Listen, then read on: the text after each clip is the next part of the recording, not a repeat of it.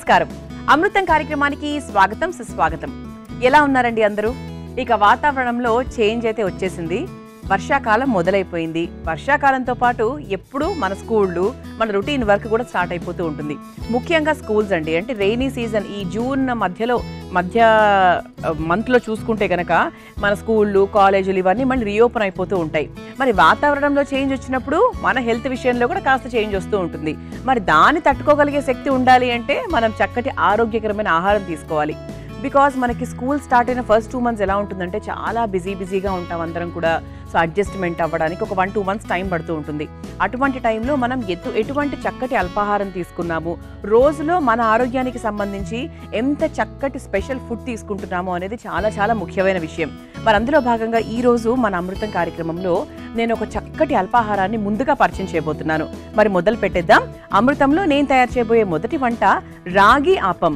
So రాగితో మనం రకరకాల, అంటే జావ తాగుతూ ఉంటాము, రాగి ముద్ద తింటూ ఉంటాము, రాగి సంకటి, ఇలా రకరకాలు. రాగి ఎంత ఆరోగ్యకరమైనదో మనందరికీ తెలిసిందే. అలా మన అల్పాహారానికి సంబంధించి రాగి ఆపం తయారు చేసుకుందాం ఈరోజు. ముందుగా రాగి ఆపం తయారు చేసుకోవడానికి కావాల్సిన పదార్థాలు ఏంటో చూసేద్దాం.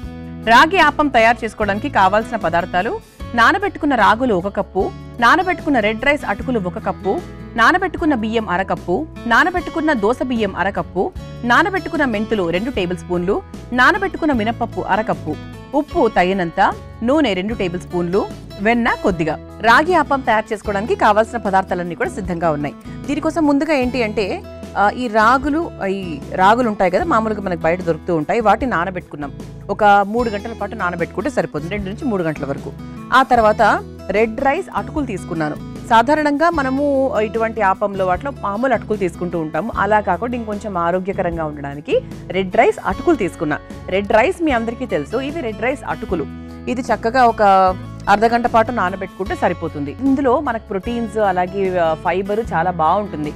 మంచి కార్బోహైడ్రేట్స్ కూడా ఉంటాయి అనుకోండి మనకి ఎనర్జీని ఇవ్వడానికి. అంతేకాకుండా బరువు తగ్గడానికి కూడా ఈ రెడ్ రైస్ అటుకులు చాలా బాగా ఉపయోగపడుతూ ఉంటాయి.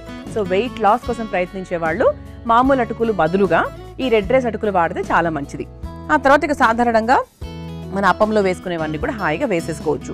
అయితే ఈ రాగి ఆపం అంటే ఏంటి? ముఖ్యంగా మనకు వినిపించే పదం ఏంటంటే రాగి నిత్యం ప్రతిరోజు వాడమని చాలా మంది మనకు చెప్తూ ఉంటారు. వైద్య నిపుణులు చెప్తూ ఉంటారు, ఆయుర్వేదిక్ సంబంధించిన వాళ్ళు చెప్తూ ఉంటారు. అలాగే మన అమృతం కార్యక్రమం కూడా ఒక వారంలో మన ఎపిసోడ్ చూసుకుంటే రాగి అందులో చాలా అధికంగా ఉంటుంది. ఏదో ఒక రూపంలో ఉపయోగిస్తూనే ఉంటాం.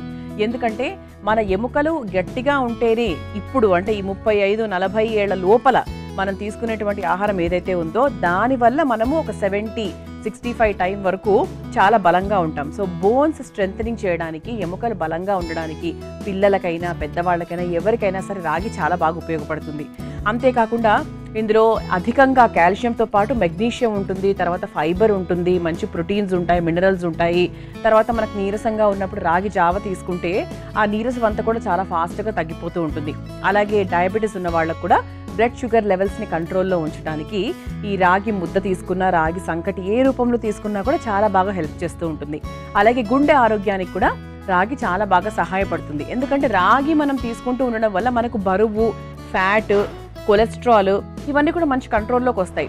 అంటే ఈ రాగి మనం ఎక్కువగా తీసుకుంటూ ఉండడం వల్ల మనకు ఫ్యాట్ కానివ్వండి, కొలెస్ట్రాల్ కానివ్వండి, బరువు తగ్గడానికి చాలా బాగా దోహదం చేస్తుంది. కాబట్టి తద్వారా ఏంటి, గుండె ఆరోగ్యం కూడా చాలా చాలా బాగుంటుంది. అండ్ మనం కూడా యాక్టివ్గా ఉంటాం. రాగి తినండి, ఒకసారి రాగి ముద్ద ఇంత తిన్నారనుకోండి, మనకు చూడడానికి అమ్మో ఇంత తినేసాము ఇంకా చాలా అనిపిస్తుందా, ఒక 2 గంటల్లో చక్కగా అరిగిపోతుంది, మనకు మంచి ఎనర్జీ వస్తుంది. అలా అని చెప్పి బ్లడ్ షుగర్ లెవెల్స్ కూడా బాగా స్పైక్ అయిపోవు, అలాగే ఉంటాయి. అదే అన్నం తిన్నామనుకోండి వెంటనే జుయ్యని అలా మీటర్ పైకి వెళ్ళిపోతుంది అనమాట. సో అది మనకు తేడా. రాగిలో కూడా కొంతవరకు కార్బోహైడ్రేట్స్ ఉంటాయి, కాకపోతే ఏంటంటే షుగర్ లెవెల్స్ అనేవి వెంటనే స్పైక్ అవ్వకుండా లిమిట్లో ఉంటుందన్నమాట.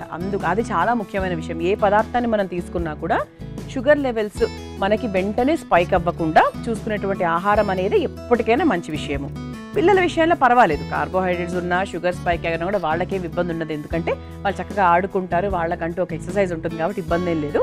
కాకపోతే ఒక వయసు వారికి, అంటే కొంచెం పెద్దవాళ్లకు, మిడిల్ ఏజ్డ్ వాళ్లకు, వాళ్ళ నుంచి కొంచెం మనం జాగ్రత్తగా ఉండాలి.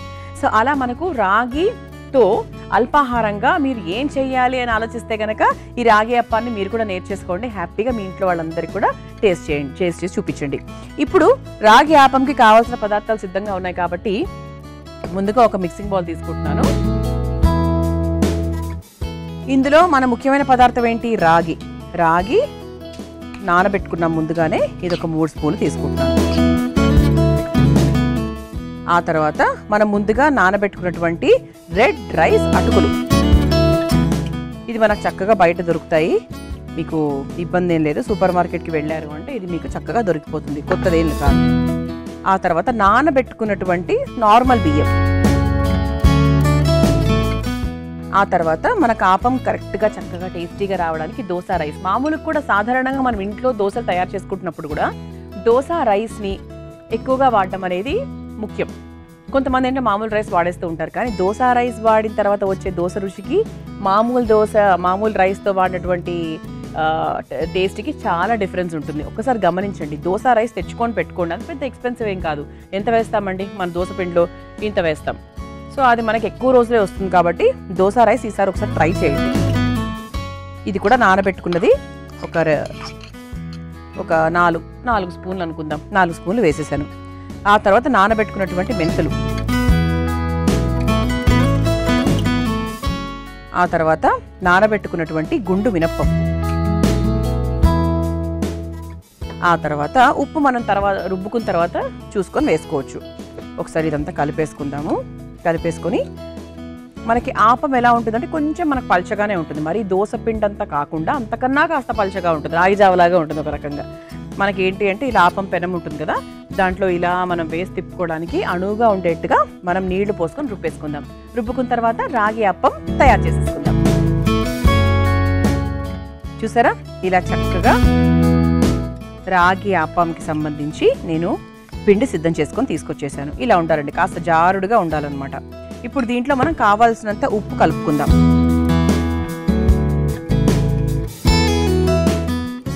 మీరు ఇందులో కావాల్సింటే కాస్త పచ్చిమిరపకాయలు, అల్లము వాటిని కూడా కలిపి రుబ్బేసుకోవచ్చు, అంటే కొంచెం మీకు ఘాటుగా కారంగా ఉండాలి అనిపిస్తే కనుక. కానీ ఆపం అంటే సాధారణంగా అవన్నీ వెయ్యము. మనం జనరల్గా మన పెళ్ళిళ్ళకి వెళ్ళినప్పుడు అది ఆపం తింటూ ఉంటాం కదా, అది కాస్త తీపిగా ఉంటుంది, అంటే కేరళ స్టైల్ ఆపం అనమాట అది. ఇది ఏంటి అంటే మనకు కాస్త రాగి అది వేసాం కాబట్టి దీంట్లో తీపి పదార్థాలు వేస్తే బాగోదు. మామూలుగా చేసుకున్నప్పుడు అయితే కాస్త బెల్లమో లేకపోతే కొబ్బరి, పంచదార ఇవన్నీ కూడా వేస్తూ ఉంటాము. ఆ ఆపం వేరు, ఈ ఆపం వేరు. స్టవ్ వెలిగించేసుకుందాం.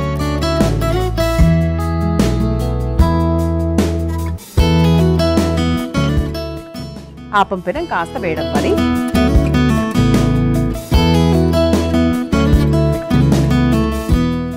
చక్కగా ఆపం పెనం మనకు చక్కగా బయట దొరుకుతుంది కాబట్టి సాధారణంగా చాలామంది ఇంట్లో ఉండదు, ఇది కూడా మా ఇంట్లో లేదు. అంటే ఆపం తయారు చేసుకోవడం చాలా తక్కువ, అంటే ఏదో ఒక వేరే పాత్ర ఉంటుంది కదా దాంట్లో చేసేసుకుందాంలే అనిపిస్తూ ఉంటుంది. కాకపోతే ఏంటంటే ఇది ప్రాపర్గా ఆపం కోసమే చేసినటువంటి ఒక పాత్ర కాబట్టి సో దీన్నే ఉపయోగించుకుంటే బెటర్.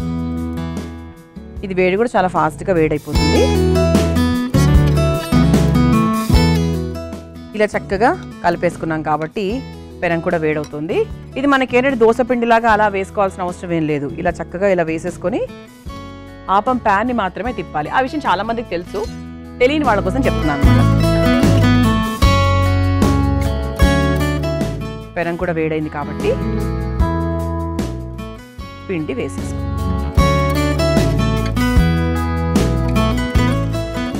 ఇలా చక్కగా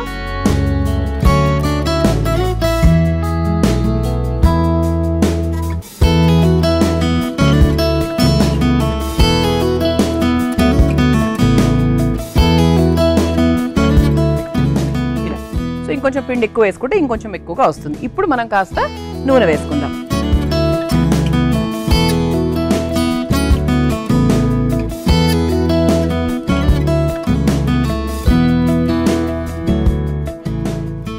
నూనె వేసుకున్నాం కూడా ఒక్కసారి మనం దీన్ని ఇలా డిస్ట్రిబ్యూట్ చేసుకుందాం.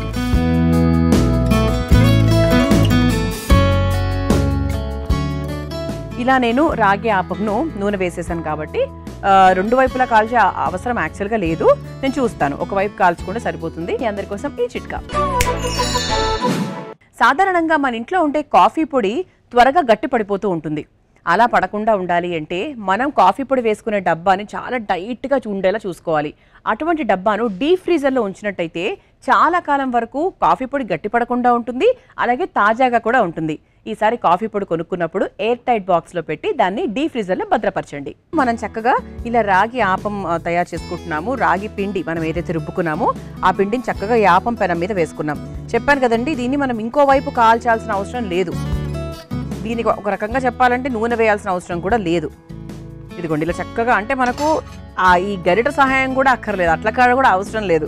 ఇలా చక్కగా తీసేసి అలా నీట్గా మన ప్లేట్లోకి వేసేసుకోవాలి. ఇక దీని మీద దీన్ని మనం చట్నీతో తింటామో ఎలా తింటామో అనేది మన ఇష్టం. నెయ్యి వేసుకోవచ్చు, లేదా ఇలా చక్కగా ఒక చిన్న బటర్ ముక్క, ఒక వెన్న కూడా వేసేసుకొని, అది కొంచెం కరుగుతుంది, వేడికి త్వరగా కరిగిపోతుంది కాబట్టి ఇలా చక్కగా దాన్ని స్ప్రెడ్ చేసుకొని హ్యాపీగా తినేయచ్చు. ఇలా పిల్లలకు పెద్దవాళ్లకు ఎంతో ఇష్టమైనటువంటి మంచి హెల్దీ బ్రేక్ఫాస్ట్ అండి. అల్పాహారంగా ఇది ఒక 2-3 తిన్నారంటే చాలా లైట్గా ఉంటుంది, ఎక్కువసేపు ఆకలి కాకుండా ఉంటుంది, అండ్ అలాగే ఒంటికి చాలా మంచిది కూడా.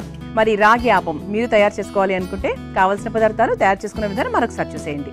రాగి ఆపం తయారు చేసుకోవడానికి కావాల్సిన పదార్థాలు: నానబెట్టుకున్న రాగులు 1 కప్పు, నానబెట్టుకున్న రెడ్ రైస్ అటుకులు 1 కప్పు, నానబెట్టుకున్న బియ్యం 1/2 కప్పు, నానబెట్టుకున్న దోస బియ్యం 1/2 కప్పు, నానబెట్టుకున్న మెంతులు 2 టేబుల్ స్పూన్లు, నానబెట్టుకున్న మినపప్పు 1/2 కప్పు, ఉప్పు తగినంత, నూనె 2 టేబుల్ స్పూన్లు, వెన్న కొద్దిగా. రాగి ఆపం తయారు చేసుకునే విధానం: ముందుగా మిక్సింగ్ బౌల్లో నానబెట్టుకున్న రాగులు, నానబెట్టుకున్న రెడ్ రైస్ అటుకులు, నానబెట్టుకున్న బియ్యం, నానబెట్టుకున్న దోస బియ్యం, నానబెట్టుకున్న మెంతులు, నానబెట్టుకున్న మినపప్పు ఇవన్నీ కూడా వేసుకొని బాగా కలుపుకొని దోస పిండిలాగా రుబ్బుకొని పక్కన పెట్టుకోవాలి. తర్వాత రుబ్బుకున్న పిండిలో కొద్దిగా ఉప్పు వేసి కలుపుకోవాలి. ఇప్పుడు స్టవ్ వెలిగించి ఆపం బాండి పెట్టుకుని అది వేడైన తర్వాత కలిపి పెట్టుకున్న పిండిని ఆపంలాగా వేసుకుని నూనెతో కాల్చుకుని చివరిగా ఒక సర్వింగ్ ప్లేట్లోకి తీసుకుని పైనుంచి వెన్నతో సర్వ్ చేసుకుంటే ఎంతో రుచికరమైన ఆరోగ్యకరమైన రాగి అప్పం రెడీ.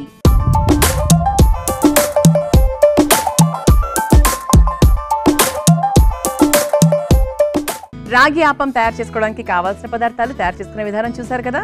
ఇప్పుడు రుచి చూసి ఎలా ఉందో చెప్తాను. తీసుకొని కొంచెం బటర్ తీసుకొని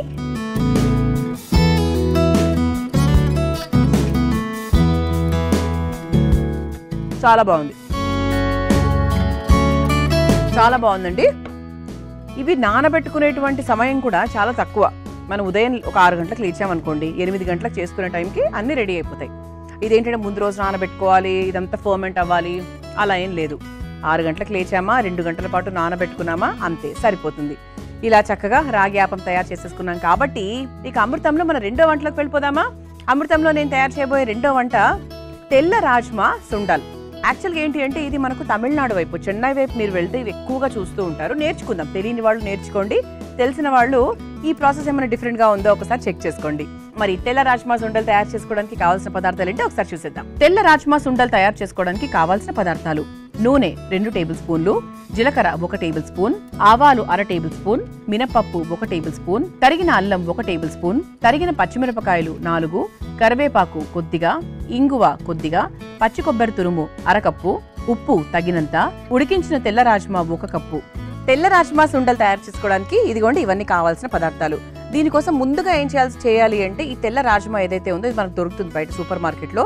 దీన్ని రాత్రంతా కూడా నానబెట్టేసుకుని ఆ తర్వాత ఒక 5-6 విజిల్స్ వరకు ఉడికించుకోవాలి. అంటే మనం ఎలా ఉడికించుకోవాలి అంటే చక్కగా ఉడకాలి. అది ఉడకనట్టుగా ఉంటే ఏమవుతుందంటే మళ్ళీ పొట్టకి ఇబ్బంది అవుతుంది. సో అందుకే చిదిమితే ఇదిగోండి ఇలా అవ్వాలి. అలా ఉడికించుకొని సిద్ధంగా పెట్టేసుకున్నాను. ఎందుకంటే ఇది చాలా మంది ఏం చేస్తారంటే ఇవన్నీ తింటారు, సరిగ్గా ఉడికించరు. తిన్న తర్వాత కడుపు నొప్పి వచ్చింది, నాకు సరిగ్గా జీర్ణం అవ్వలేదు, అమ్మో నాకు రాజ్మా వద్దు, అమ్మో నాకు శనగలు వద్దు, ఇలా చెప్తూ ఉంటారు. కానీ అది కరెక్ట్గా ఎంత శాతం ఉడకాలో అంత శాతం ఉడికితే ఎటువంటి ఇబ్బందులు రావు, ఇంకా మనకు మంచి ప్రయోజనాలే ఉంటాయి. అయితే ఈ రాజ్మా, ఈ తెల్ల రాజ్మాలో ఏది తీసుకున్నా కూడా మంచి ప్రోటీన్, మంచి ఫైబర్, కాపరు, సోడియము, మెగ్నీషియము, ఫాస్ఫరస్, అంటే మీరు చిన్నప్పుడు చదువుకున్నప్పుడు ఏమేవైతే ఉన్నాయో కెమిస్ట్రీలో ఇవన్నీ కూడా ఇందులో ఉన్నాయి. అంటే అంత అధికంగా మనకు విటమిన్స్, మినరల్స్, మన ఒంటికి కావాల్సిన వైటల్స్ అంటారు కదా, వైటల్స్ అవన్నీ ప్రాపర్గా ఉంటే మనం ప్రాపర్గా ఉంటాం. లేదు అంటే ఏ కాళ్ళ నొప్పులో, ఏ భుజం నొప్పులో, ఏ తలనొప్పులో ఇలాంటివన్నీ వస్తూ ఉంటాయి. ఎప్పుడైతే లేవో, ఎప్పుడైతే ఉన్నాయో ఆ మనిషి చాలా పర్ఫెక్ట్గా ఉంటారు.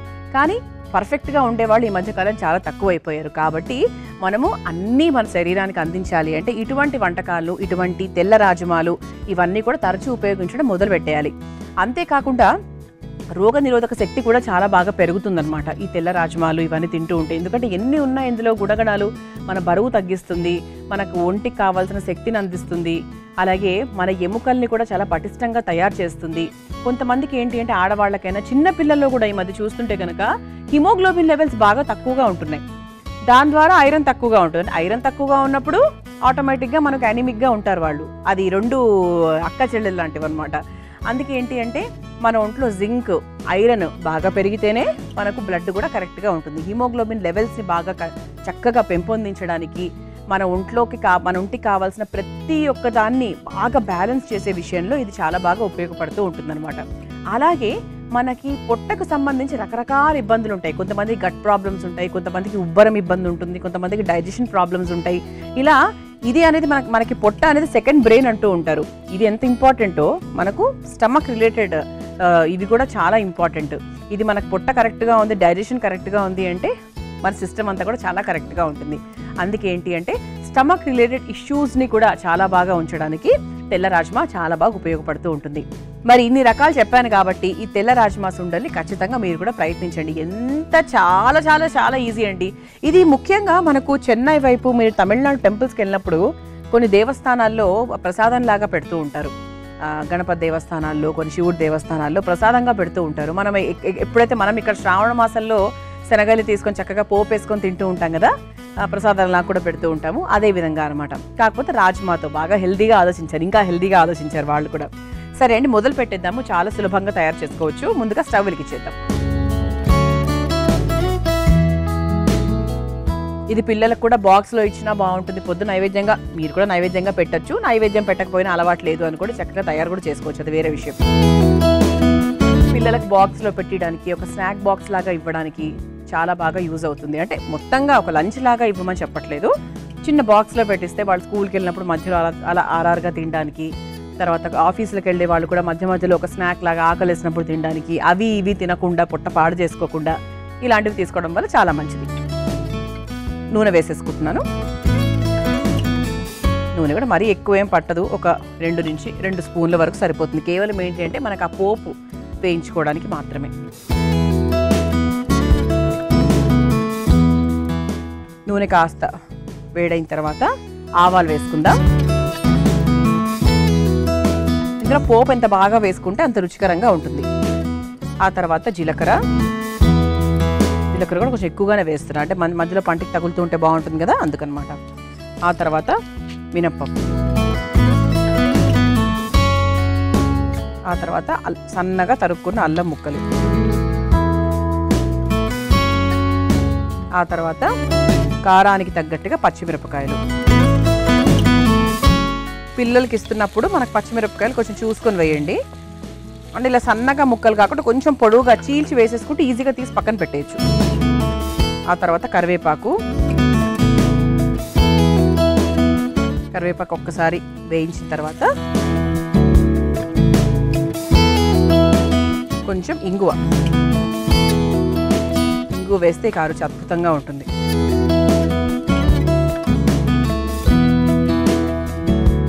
ఆ తర్వాత పచ్చి కొబ్బరి,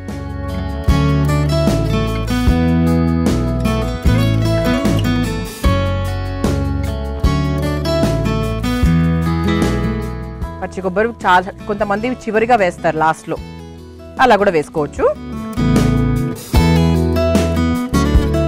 అది కొంచెం మనకు వేగినట్టుగా ఉండాలి, కాస్త కరకరలాడాలి అన్నప్పుడు మీరు ముందు కూడా వేసేసుకోవచ్చు. ఆ తర్వాత మనం ముందుగా ఉడికించుకొని పెట్టుకున్నటువంటి తెల్ల రాజ్మా కూడా వేసేసుకుందాం.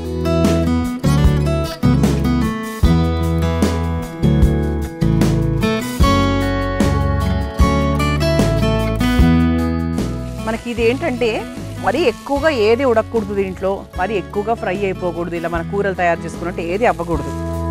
చాలా సింపుల్గా, చాలా సాత్వికంగా చేసుకునేటువంటి వంట అన్నమాట ఇది.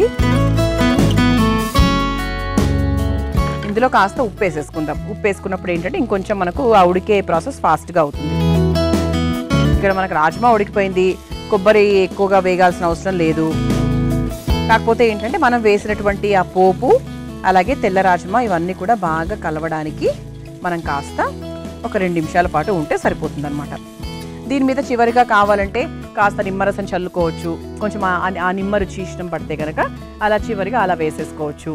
దీంట్లో ఇక మీ ఇష్టం అండి, కొత్తిమీర వేసుకోవచ్చు, లేదు అంటే ఏదైనా క్యారెట్ తురుము, అలా ఏదైనా మీ ఇష్టం. దీన్ని ఇంకా అప్గ్రేడ్ చేసుకోవాలి అనుకుంటే మీరు ఏ విధంగా అయినా కూడా చేసుకోవచ్చు.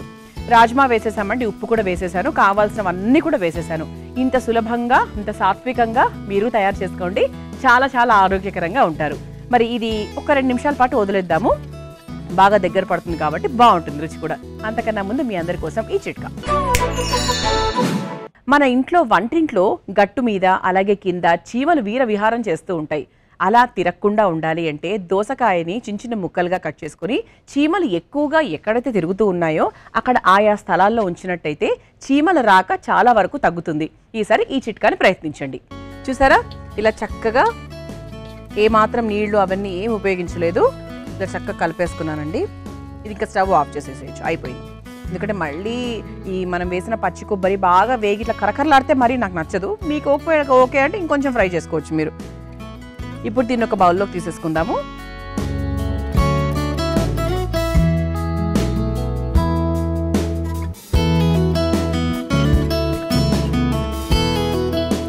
చక్కగా ఇందులోకి బౌల్ ఇచ్చేసుకుందాం.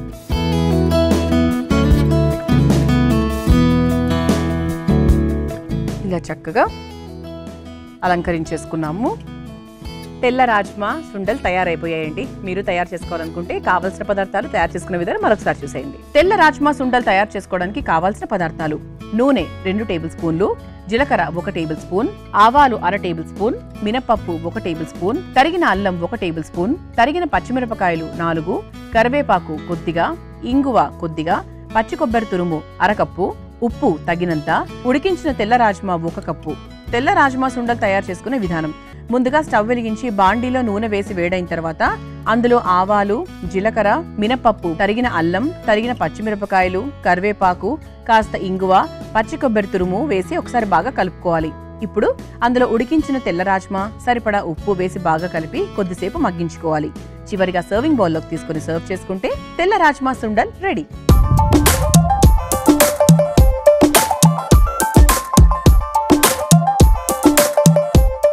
చూసారు కదా, తెల్ల రాజ్మా సుండలు ఎలా తయారు చేసుకోవాలో. రుచి చూసి ఎలా ఉందో చెప్తాను.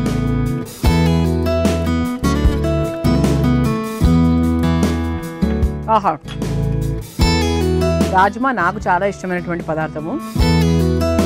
ఇంత బాగా ఎంజాయ్ చేస్తాను అంటే అది గ్రేవీ కర్రీ లాగా చపాతీలో తీసుకున్నా, ఇలా చేసుకున్నా నాకు చాలా చాలా ఇష్టం. అంటే అలాగే మనం పచ్చి కొబ్బరి కూడా వేసాం కదా, చాలా మంచి రుచి వచ్చింది. కారము, ఉప్పు అన్నీ కూడా కరెక్ట్గా సరిపోయాయి. చెప్పాను కదా, కావాల్సింటే మీరు కాస్త నిమ్మరసం చల్లుకోవచ్చు పైనుంచి. చాలా బాగుందండి. మరి ఈరోజు అమృతంలో నేను తయారు చేసిన ఈ 2 వంటలు కూడా ఒక రకంగా, ఒకటి చెప్పాలంటే ఒక స్నాక్ ఐటము, ఇంకోటేమో అల్పాహారము. 2 కూడా బాగున్నాయి. 2 కూడా బాగుండడాన్ని మించి ఆరోగ్యకరం కాబట్టి తప్పకుండా ప్రయత్నించండి. చూసారు కదా, ఇవాటి అమృతం కార్యక్రమంలో నేను పరిచయం చేసిన ఈ 2 వంటకాలు నేర్చేసుకోండి, అందరికీ పరిచయం కూడా చేయండి. రేపటి అమృతం కార్యక్రమంలో మరో 2 చక్కటి వంటకాలతో మళ్ళీ కలుసుకుందాం. అంతవరకు సెలవు, నమస్కారం. ఈ కార్యక్రమాన్ని తిరిగి చూడాలనుకుంటే www.youtube.com/@ETV Life Spiritual లో చూడవచ్చు.